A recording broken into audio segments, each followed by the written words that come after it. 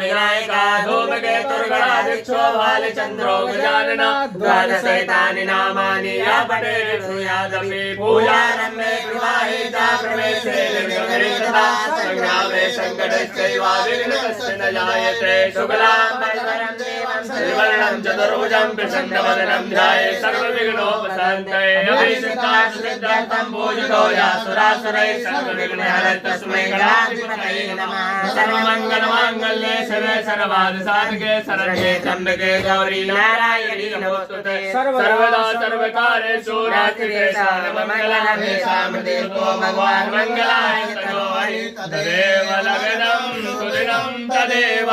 ताराबलं चन्द्रबलं तदेव विद्याबलं देवबलं तदेव लक्ष्मीपते स्मरामि नमस्ते साम्ये सां